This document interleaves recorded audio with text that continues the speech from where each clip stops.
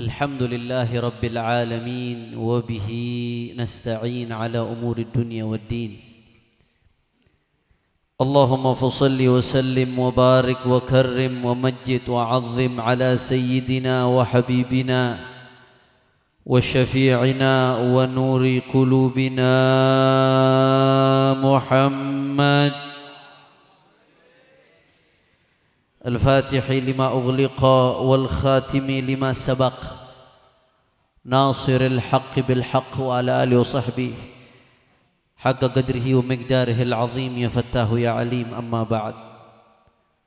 Para alim ulama, para habaib, para asatid, para kiai, para sesepuh, para ajengan, para tokoh masyarakat, wabil khusus sahibul bait, sahibul majlis, guru kita bersama Fadilatul Da'iyah Al-Habib Ahmad Ibn Muhdar Ibn Husain Ibn Al-Imam Al-Qutub Abdullah bin Mahsin Al-Attas. Begitu pula ayah beliau Ammana Al-Habib Muhdar Ibn Husain Ibn Abdullah bin Mahsin Al-Attas. Tidak lupa pula bibi saya Ibunda Syarifah Alawiyah Lail binti Ahmadun Ibn Ali Al-Attas.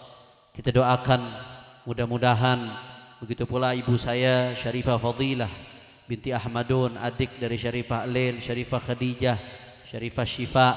Semuanya tidak dapat saya sebutkan satu persatu tanpa mengurangi rasa hormat saya kepada beliau semua.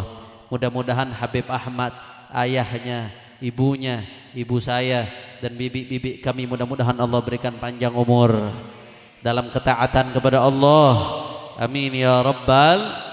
Tidak lupa pula hadir di tempat kita yang tadi telah menyampaikan tausiahnya yang begitu luar biasa, singkat, padat, menusuk relung jiwa, Al-Habib Muhammad Riza Al-Hamid, Al-Habib Nabil Al-Gadri yang tadi telah membawakan maulid dengan begitu indah, Al-Habib Abdullah Ibn Ali Ibn Saleh Al-Attas, Wal-Habib Hasan bin Ali Al-Kaf, Wal-Habib Alawi Al-Idrus, Wal-Habib Ali bin Mustafa Al-Attas, Al-Habib Muhammad As-Saggaf, salah satu sahibul bait. Semuanya tidak dapat saya sebutkan satu persatu. Al-Habib Ahmad bin Sahil tidak lupa pula. Semuanya tanpa mengurangi rasa hormat saya kepada beliau semua. Mudah-mudahan habaib, ulama, kiai, asatid kita, begitu pula jawara-jawara kita, laskar-laskar, semuanya Allah panjangkan umurnya, Allah sehatkan badannya, Allah lapangkan rezekinya, Allah menangkan perjuangannya. Amin ya rabbal. Dan salam penghormatan yang paling istimewa saya hadiahkan kepada hadirin hadirat, muslimin muslimat, mukminin mukminat yang hadir pada kesempatan kali ini. Semua angkat tangannya, kita minta sama Allah, mudah-mudahan tidaklah kita keluar dari tempat ini kecuali semua dosa kita diampuni oleh Allah. Yang sakit Allah angkat penyakitnya, Allah sehatkan badannya. Semua yang hadir dilapangkan rezekinya, digabul hajat-hajatnya. Amin ya rabbal.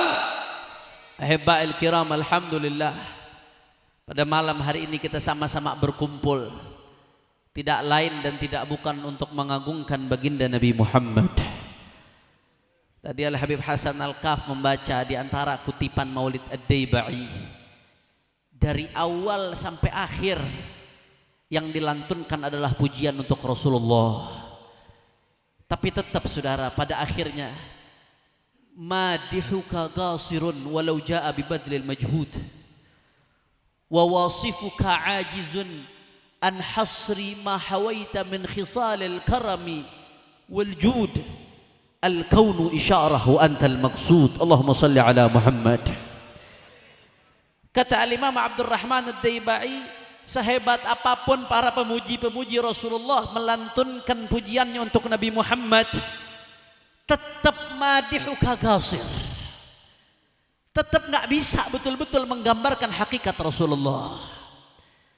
Wa wasifuka ajiz, kita ini cuma berusaha menyifati Rasulullah, tapi pada hakikatnya ajiz. Kita Kita nggak mampu untuk mencakup kemuliaan Nabi Muhammad. Kenapa? Al-kaunu isyarah wa antal maksud. Semua alam semesta hanya menggambarkan kebesaran. Tujuannya adalah satu, baginda Nabi Muhammad. Makanya Pak Bu, kalau udah mau bicara tentang Rasulullah udah dah nggak ada habisnya dah. Jangankan maulid yang tadi kita baca, andai kata satu baris saja mau kita jelaskan nggak akan pernah selesai, saudara. Tadi sahibul maulid Ad-Daibai, Imam Abdul Rahman Ad-Daibai mengatakan dalam maulidnya, kana sallallahu alaihi wasallam ahsanan nasi khalqan wa khuluqa. Kalau di maulid Habsyi khuluqan wa khalqa. Kalau dalam burdah faqan nabiyina fi khalqin wa fi khuluqin wa lam yudanuhu fi ilmin wala karami. Satu kalimat ini saja kalau kita mau jelaskan nggak akan selesai, saudara. Kana sallallahu alaihi wasallam ahsanan nasi khalqan wa khuluqa. Rasulullah itu Pak Bu, manusia terbaik khalqan, rupanya, jasadnya, fisiknya, tubuhnya, wa khuluqa, dan akhlaknya, budi pekertinya, saudara. Kita mulai dari yang pertama dulu. Khalqan, fisiknya Rasulullah, rupa jasadnya Rasulullah. Saya mohon nggak ada yang mundar mandir karena saya nggak bisa konsentrasi. Kita sedang bicara tentang Nabi Muhammad. Mohon jangan ada yang mundar mandir, hormati baginda Rasulullah. Saudara, kita lihat zahirnya Nabi dulu dah. Mulai dari nasabnya Rasulullah. Di dalam Al-Quran Allah berfirman, laqad ja'akum rasulum min anfusikum. Itu riwayat yang mutawatirah yang sering kita baca. Telah datang kepada kalian rasulun, seorang rasul, min anfusikum, dari golongan kalian manusia. Ini riwayat Al-Quran yang mutawatirah, qiraah asyrah, 10 qiraat membaca fi anfusikum. Tapi ada qiraah ma wara al-asyrah, qiraah syadzah, gak boleh dibaca sebagai Quran tapi sah sebagai khabar. Dikatakan laqad ja'akum rasulum min anfasikum. Kalau tadi anfus jamak taksir, kalau yang ini anfas isim tafdhil. Min anfasikum, telah datang kepada kalian siapa? Seorang rasul min anfasikum, dari golongan yang paling mulia di antara kalian. Makanya Nabi Muhammad sampai membanggakan dirinya. Wa yahiqqu lahu dzalik. Pantas kalau Rasulullah membanggakan, saudara. Apa kata Nabi Muhammad? Ana afdalukum, ana anfasukum nasaban wa sihra wa hasaba. Aku adalah orang yang paling mulia di antara kalian nasabnya. Enggak ada nasab yang lebih mulia dari nasab Rasulullah. Walam yaltaqi ala sifahin qad. Terus kalau diurut kakek-kakek Rasulullah sampai Nabi Allah Adam, tidak ada satupun yang prosesnya melalui proses haram, saudara. Karena apa? Karena di punggung mereka ada baginda Nabi Muhammad. Ana anfasukum nasaban wa sihra wa hasaba. Itu baru nasabnya Rasulullah. Udah nggak ada yang nandingin, saudara. Belum lagi kalau kita bicara wajahnya Rasulullah. Itu diriwayatkan di dalam syama'ilnya Al-Imam Tirmidzi radhiyallahu anhu. Itu wajahnya Rasulullah, saudara. Para sahabat menceritakan kana sallallahu alaihi wasallam ahsanan nasi wajhan. Faka'annama asy-syamsa tajri fi wajhihi. Kalau mau bicara tentang wajahnya Rasulullah, maka enggak ada wajah yang lebih indah dari Rasulullah. Sahabat mengatakan apa? Wajah Rasulullah itu seakan-akan ada matahari di wajahnya Nabi Muhammad. Luar biasa, saudara. Sahabat Jabir ibn Sumrah, sebagaimana diriwayatkan fi lailatin muqmirah, dalam satu malam yang terang bulan purnama, itu sahabat Jabir bin Sumrah mengatakan apa? Nazartu ilal qamar wa ila Rasulillah falahu wa indi ahsan minal qamar. Di malam bulan purnama ketika bulan begitu indahnya, aku memandang ke rembulan dan aku memandang ke Rasulullah, maka lahu wa indi, sungguh kata beliau, wajah Rasulullah lebih indah dari rembulan, saudara. Allahumma salli ala Muhammad. Di dalam riwayat lain ada seorang sahabiyah binti Muawwidh. Ditanyakan sifi lana Rasulullah.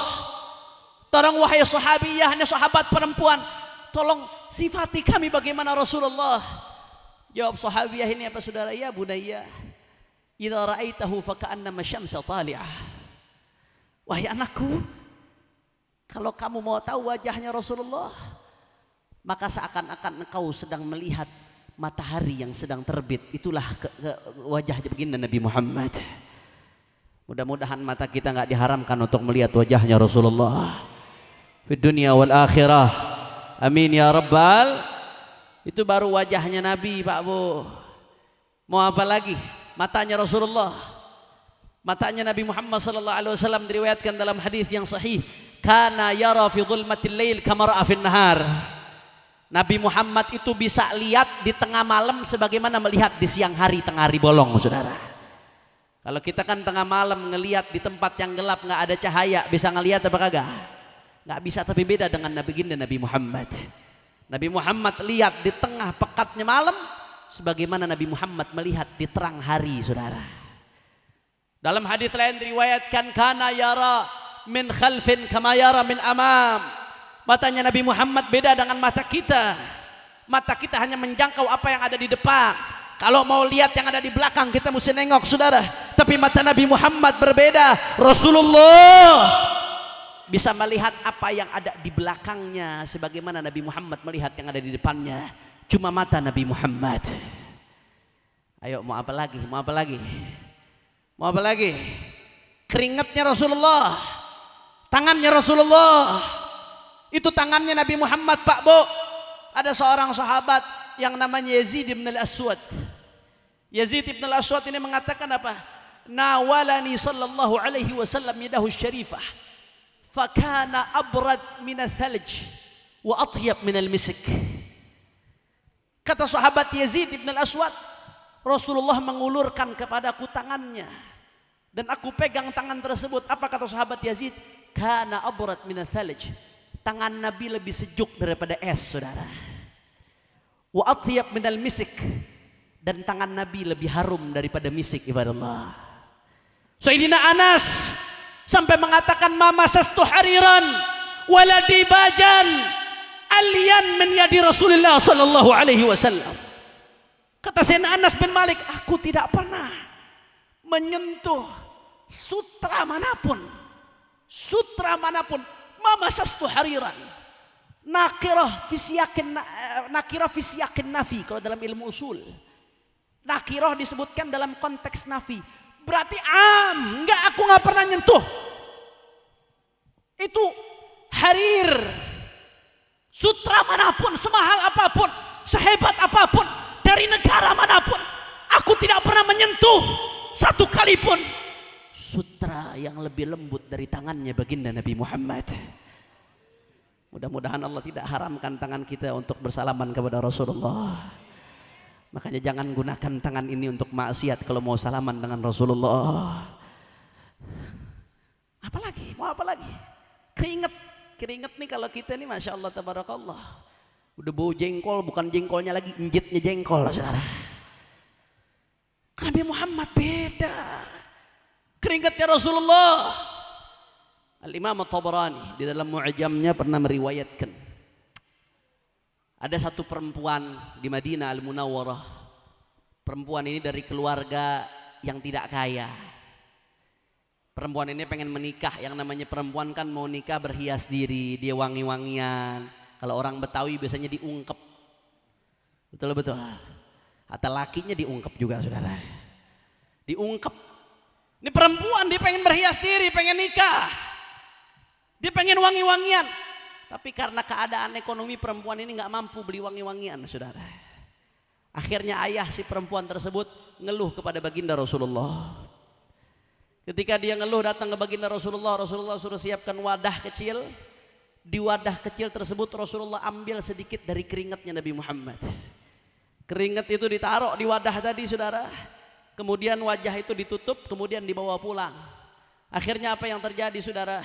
Setiap perempuan tersebut pakai diambil dikit aja keringatnya Nabi Muhammad, itu satu Madinah nyium wanginya saudara. Habib kan perempuan nggak boleh kecium parfum, itu kalau parfum lain, tapi ini kan yang kecium keringatnya Rasulullah. Bukan perempuan tersebut yang kecium keringatnya Rasulullah. Setiap dia pakai wangi harum, sampai-sampai rumah tersebut dinamakan Summiya Baital Mutayyibin, rumahnya orang-orang yang wangi. Gara-gara apa?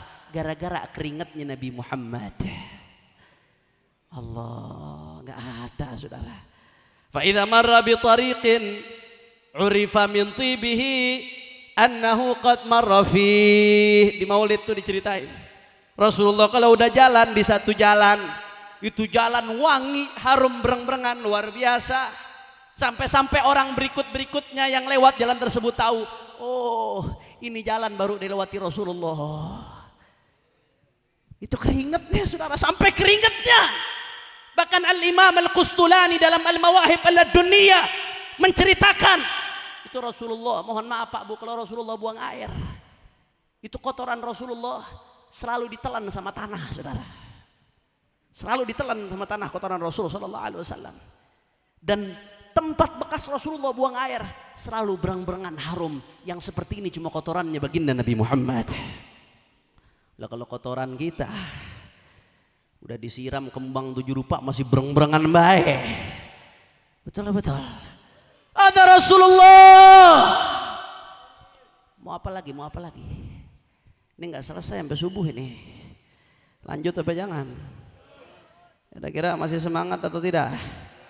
Yakin? Betul. Takbir. Supaya semangat, sekarang kita mau cerita tentang quwwatuhul jasadiyah, kekuatan fisiknya baginda Nabi Muhammad. Ini jawara kita kuat-kuat, masya Allah tabarakallah, mudah-mudahan dijaga oleh Allah Subhanahu wa taala.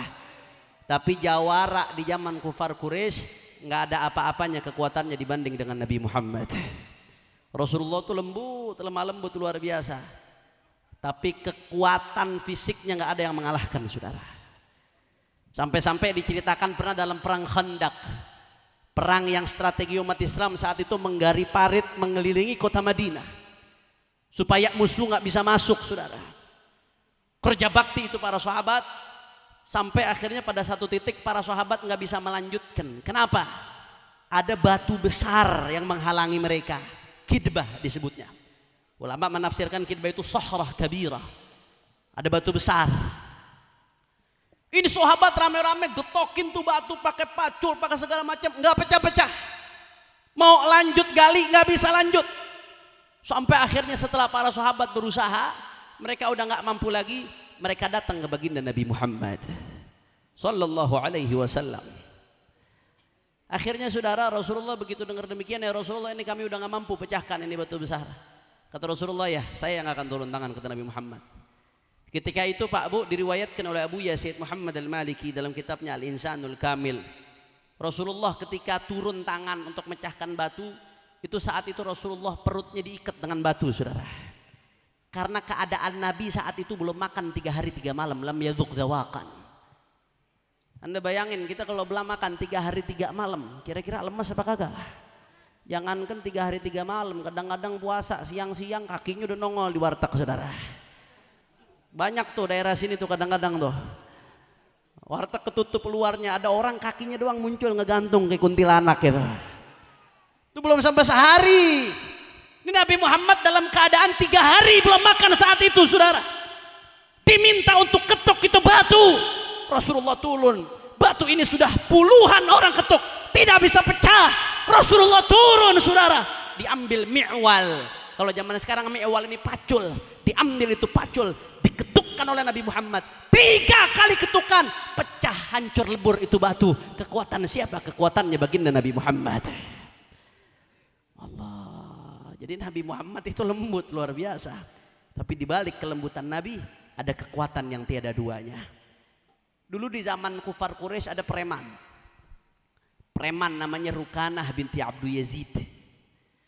Ini preman belum ada yang ngalahin dia di Quraisy. Nggak ada satupun yang menang lawan dia kalau berantem. Akhirnya ini preman diajak sama Nabi untuk masuk Islam. Ketika diajak masuk Islam oleh Rasulullah sallallahu alaihi wasallam, Kata dia apa, wahai Muhammad, kalau aku memang tahu kamu ini benar, aku bakal ikut. Sekarang menurutku kamu nggak benar, ngapain aku ikut kamu wahai Muhammad? Kamu nggak perlu paksa. Kalau aku tahu kau benar, aku akan ikut. Akhirnya kata Rasulullah, taib kalau begitu. Sekarang begini, ini Rukana nggak pernah kalah, belum ada satupun orang Quraisy yang menang berantem melawan dia. Kata Nabi Muhammad, ara'aita in sara'tuk ata'lamu annani 'alal haqq? Ayo, bagaimana menurutmu, kata Rasulullah, kalau kita berantem, kita duel? Kalau aku berhasil mengalahkan kamu, apakah kamu mau ngakuin aku bawa kebenaran? Kata dia, na'am wahai Muhammad. Ya, kalau kamu bisa kalahkan aku akui berarti engkau benar. Akhirnya singkat cerita terjadilah duel antara Rasulullah dengan Rukanah binti Abdi Yazid. Duel berhadapan-hadapan, saudara. Begitu duel dimulai, Rukanah binti Abdul Yazid belum berhasil berkutik sama sekali, langsung dibanting oleh baginda Rasulullah. Akhirnya dia karena baru mulai udah kebanting, tunggu dulu Muhammad, mundur Muhammad, mundur, jangan dilanjutin, kita ulang lagi, kita ulang. Begitu orang nih kalau banyak alasan begitu minta ulang mulu. Akhirnya singkat cerita, saudara, diulang untuk kedua kalinya. Pasang aba-aba berduel Rasulullah dengan Rukanah binti Abdi Yazid, dibanting untuk kedua kalinya, saudara. Sampai-sampai Rukanah bin Abdi Yazid mengatakan apa? Wallahi la amliku min nafsi syai'an hatta wada'ani fil ardi. Demi Allah, kata Rukanah, ketika aku berhadapan dengan Muhammad, aku nggak mampu apa-apa saking kuatnya Muhammad. Belum apa-apa aku udah dibanting sama dia. Akhirnya dia masuk Islam berkat kekuatannya baginda Nabi Muhammad. Allahumma salli ala Muhammad. Allahumma salli ala Muhammad. Udah dah, nggak akan selesai kita kalau bahas Rasul sallallahu alaihi wasallam. Al-insanul kamil, manusia yang sempurna. Ahsanun nasi khuluqan wa khalqa. Tadi kita baru bahas khalqannya, belum khuluqannya, saudara. Kalau khuluqan lebih panjang lagi, nggak akan selesai. Makanya saudara ibadallah, udah nggak ada yang lebih sempurna dari Rasulullah. Apapun yang berkaitan dari Rasulullah sempurna, saudara. Apapun yang datangnya dari Rasulullah pasti bikin kita bahagia, saudara. Betul. Apapun yang datangnya dari Nabi pasti akan menyelamatkan kita, saudara. Betul. Makanya Nabi Muhammad sallallahu alaihi wasallam, apa tujuannya diutus Rasulullah? Sederhana, saudara. Tujuan diutusnya Rasulullah, karena sallallahu alaihi wasallam bu'itsu li utammima makarimal akhlaq. Tujuannya diutus Nabi tidak lain dan tidak bukan untuk menyempurnakan akhlak, saudara.